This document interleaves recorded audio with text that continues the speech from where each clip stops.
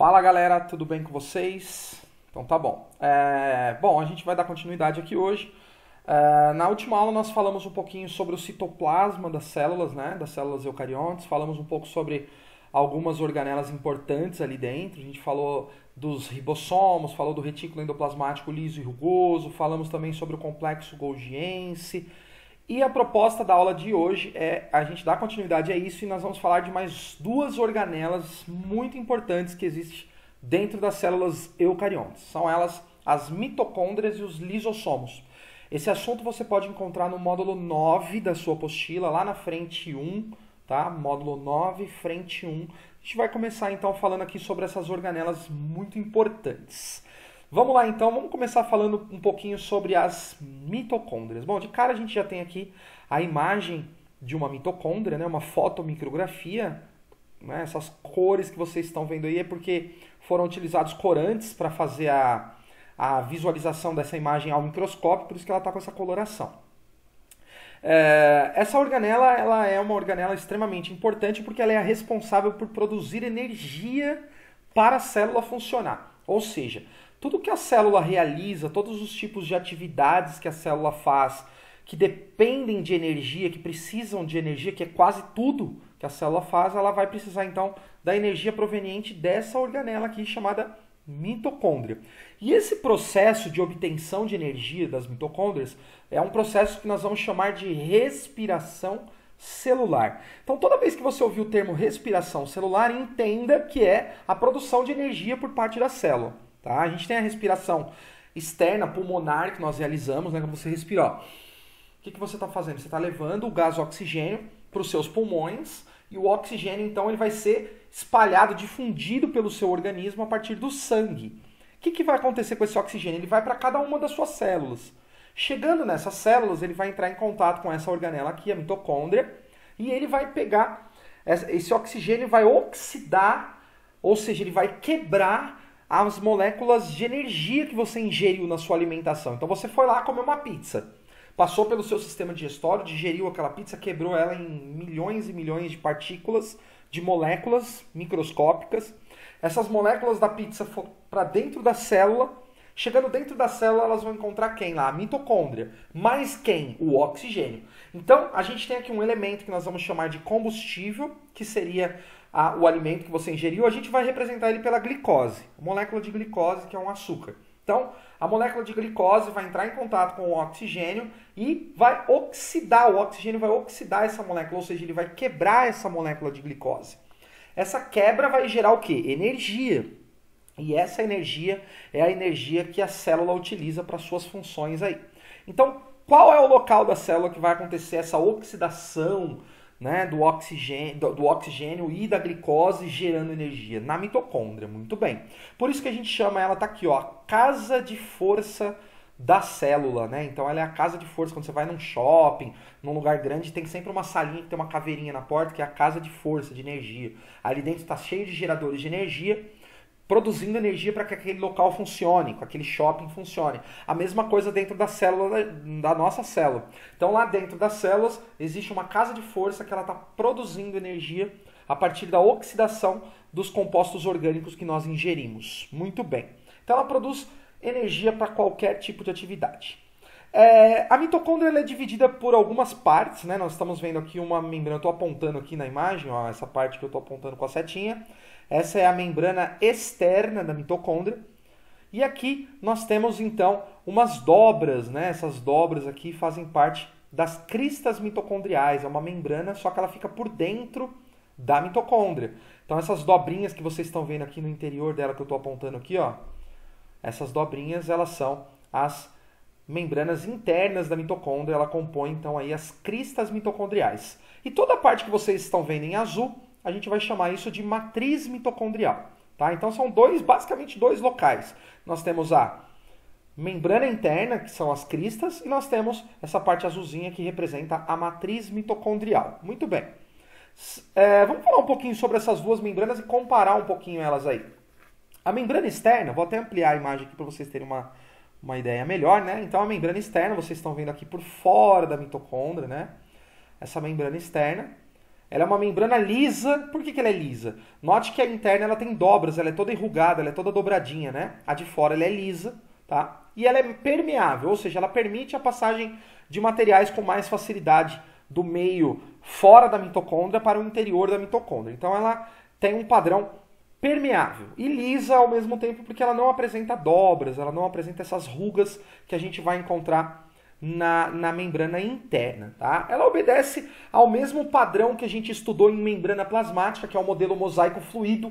Qual é o padrão mosaico fluido? Vamos relembrar? É aquele padrãozinho desenvolvido pelo Singer e Nicholson, em que nós temos duas camadas de fosfolipídios, né? Uma dupla camada fosfolipídica, e cheio de proteínas ali de transporte, né? Então a membrana da mitocôndria ela é muito parecida com a membrana da célula como um todo, né? Da membrana plasmática da célula.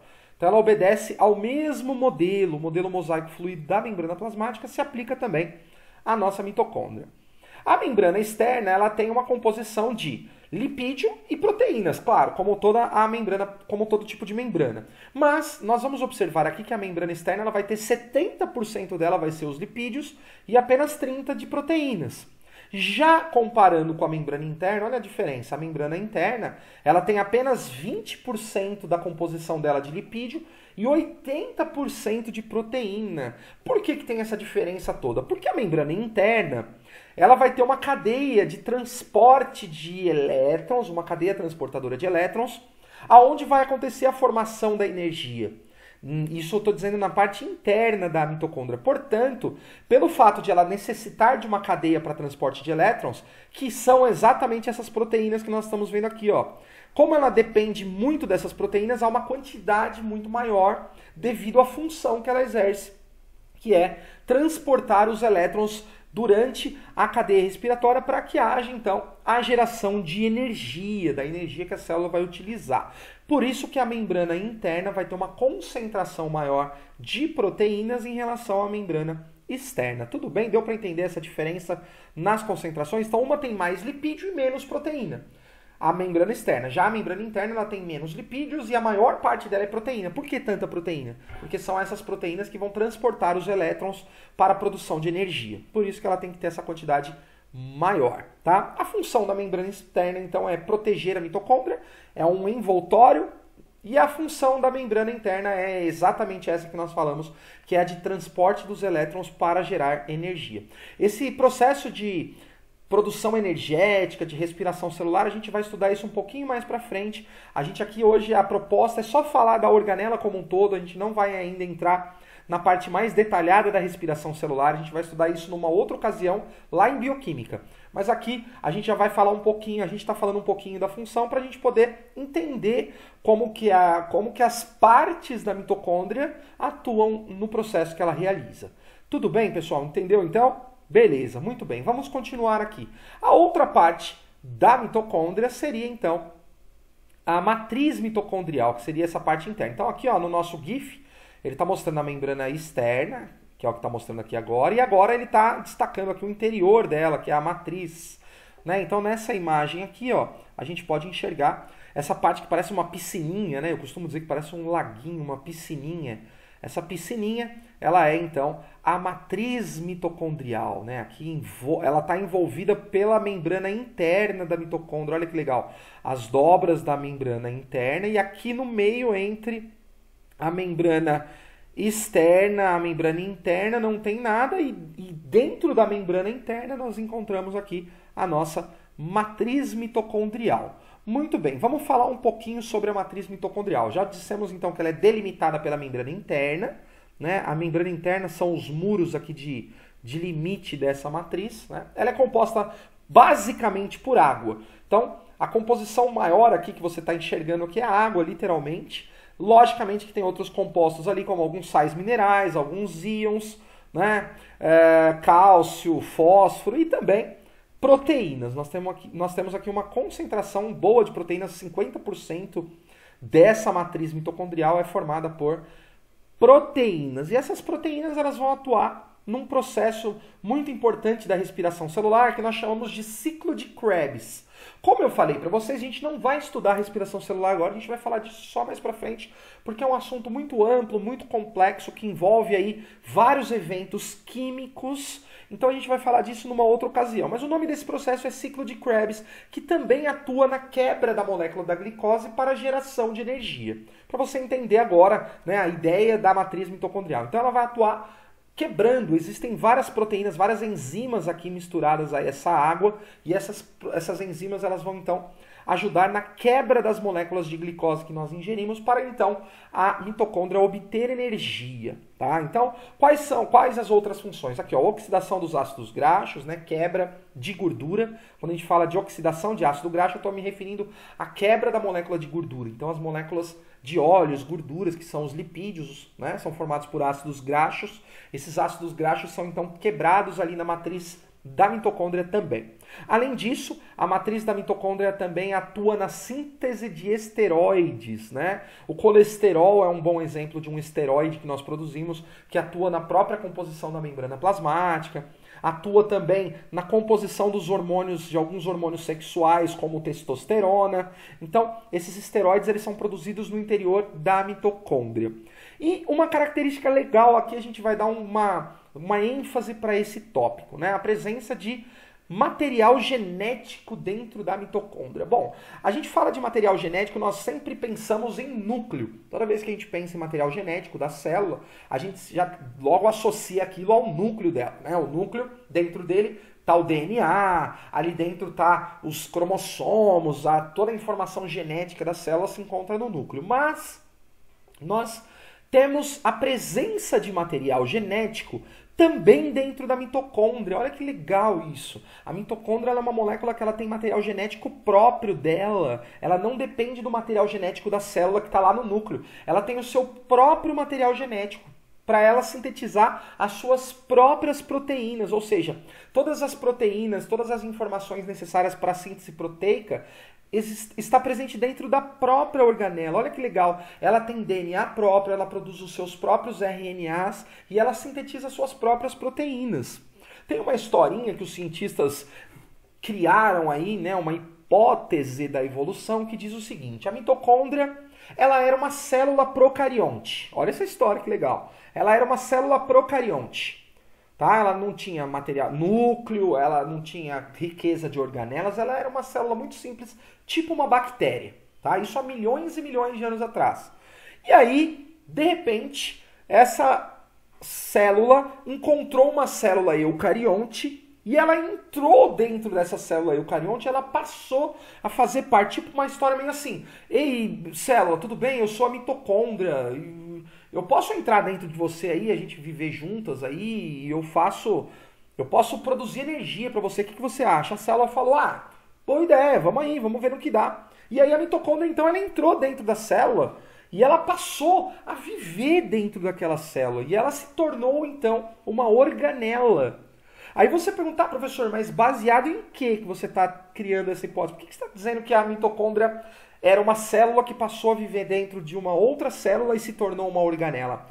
Pelo simples fato de a mitocôndria ter material genético próprio. Então os cientistas acreditam que esse material genético era o material de uma célula, né? E por que uma organela teria material genético próprio? Porque essa organela, um dia, num passado remoto, ela foi uma célula completa. E aí, quando ela passou a ser uma organela, ela manteve esse material genético. Então, essa é a explicação dessa teoria. Nós chamamos isso de teoria endossimbiótica da mitocôndria. Olha essa palavra: endo significa dentro, simbiótica significa simbiose, parceria. Ou seja, a mitocôndria passou a entrar dentro de uma célula e fazer uma parceria com aquela célula. Então, houve uma endossimbiose. Essa é uma teoria muito importante, cai muito nos vestibulares, tá? E ela é muito simples de entender. Por que essa célula ela é considerada, por que essa organela ela é considerada uma célula num passado evolutivo? Porque ela tem material genético próprio. Isso também se aplica a uma outra organela presente nas células vegetais chamada cloroplasto. A gente vai falar do cloroplasto numa outra ocasião. Tudo bem, então, galera? Então, essa é a matriz mitocondrial. Então, a gente resume aqui a membrana externa, a membrana interna e a matriz da mitocôndria. E as funções, é claro, já falamos que é produção de energia, respiração celular. Muito bem. Agora nós vamos falar da nossa última organela da aula de hoje, né? Esse módulo ele resume-se à mitocôndria e aos lisossomos. A gente falou um pouquinho já na outra aula do lisossomo. O lisossomo é uma organela responsável pela digestão intracelular. Nossa, que complexo isso, vamos entender. Digerir significa o quê? Quebrar alguma coisa.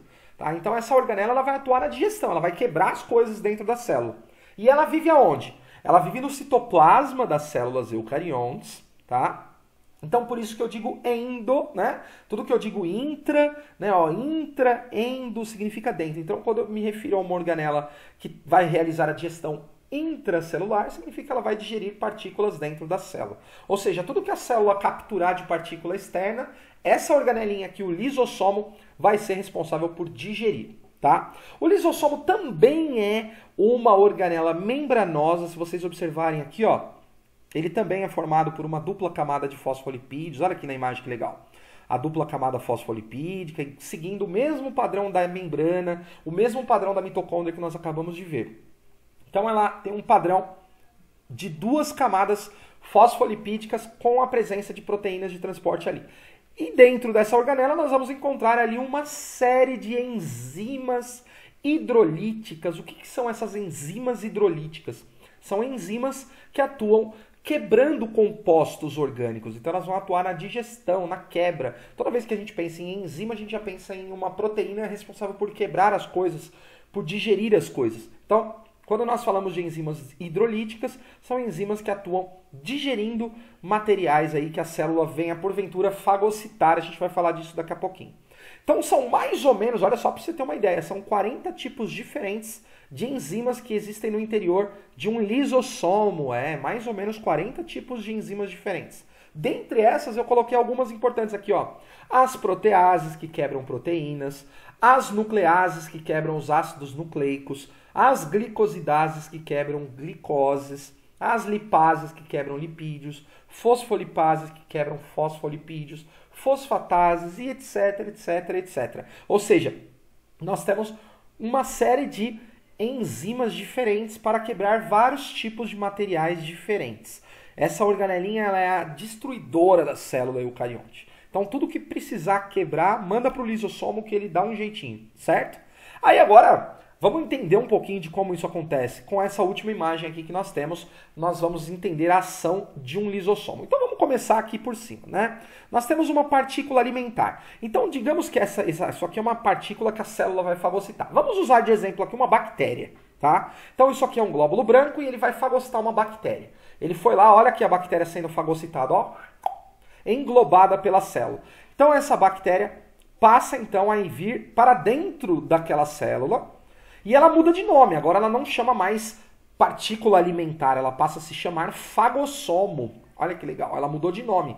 O que é um fagossomo? É uma partícula que foi englobada, que foi fagocitada pela célula. Literalmente a célula vai engolir essa partícula. Então nós chamamos essa partícula agora já dentro da célula de fagossomo. Muito bem, olha quem que está vindo aqui embaixo. Ó, o lisossomo, essa outra organela que está aqui embaixo é o complexo golgiense que produziu o lisossomo. A gente viu isso lá na aula passada. O complexo golgiense produz vesículas e uma dessas vesículas é o lisossomo. O que vai acontecer? Esse lisossomo vai entrar em contato com esse fagossomo e vai formar um vacúolo digestivo. Olha o nome dessa partícula. Vacúolo digestivo. Que nada mais é do que a mistura entre o fagossomo que a célula engoliu com o lisossomo que veio lá do complexo golgiense. O lisossomo vem então e ele joga as suas enzimas. Essas bolinhas vermelhas que vocês estão vendo aqui dentro representam as enzimas lisossômicas.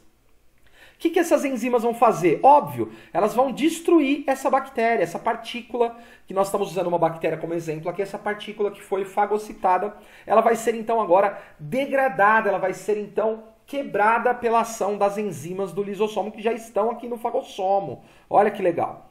Muito bem, próxima etapa, o que acontece? Essa partícula foi completamente destruída, olha lá, já não tem mais nada. A gente só tem agora resíduos, então a gente chama isso de vacúolo residual. Ele era um vacúolo digestivo quando ainda tinha a partícula dentro. Depois o lisossomo entrou em contato, quebrou, e essa partícula passa a chamar-se, então, vacúolo residual. Muito bem. O que vai acontecer com esse vacúolo residual? Ele vai eliminar esse material para fora da célula por um processo inverso ao da fagocitose. A fagocitose era a captura de alguma partícula. E agora vai haver a exocitose, que é o quê? A liberação dessas partículas que já foram digeridas pelo lisossomo. Olha que legal. Então agora a célula vai expulsar esses resíduos para o exterior da célula. Tudo bem? Então, de novo, ó, a partícula alimentar foi fagocitada, formou um fagossomo. O fagossomo, por sua vez, entrou em contato com o lisossomo, formando um vacúolo digestivo. A partícula foi, então, digerida, formando um vacúolo residual, que é eliminado da célula por um processo denominado exocitose. Muito bem, é isso. Essa é a ação do lisossomo. Olha que legal. Isso que vocês estão vendo aqui é a digestão celular. Aí temos um outro processo que está aqui do lado, né, que nós vamos falar também dele, que é a autofagia. A palavra autofagia significa se autodigerir, se autodevorar. Olha que termo interessante, autofágico. Então, o que acontece? Vamos dizer que tem uma organela na célula que envelheceu e já não tem mais função. Ela já não funciona mais, ela já está velha, estragada. Tá? Então, aqui nós temos uma mitocôndria representando o exemplo. Essa mitocôndria perdeu sua função, ela parou de funcionar, ela não está mais atuando na célula. Ela vai ficar vivendo ali dentro da célula? Não. O que a célula vai fazer com essa organela antiga? Ela vai digerir ela também. Olha que legal. Então, a célula forma um chamado vacúolo autofágico. E o mesmo lisossomo que atua lá na digestão de partículas que a célula engloba, aquele mesmo lisossomo vai atuar, olha ele aqui, ó, o mesmo lisossomo que atuou lá no vacúolo digestivo vai atuar também no vacúolo autofágico. E ele vai também destruir essa organela e vai eliminar os resíduos dela para fora da célula. Então nós chamamos esse processo de autofagia, que nada mais é do que a autodestruição de componentes inúteis da célula eucarionte. Tudo bem, galera? E por último, para a gente encerrar mesmo, nós temos o último processo que o lisossomo realiza. Esse é o mais legal de todos, cara. É o chamado de autólise. A palavra autólise significa destruição total, cara. A autolise significa que a célula vai se autodestruir.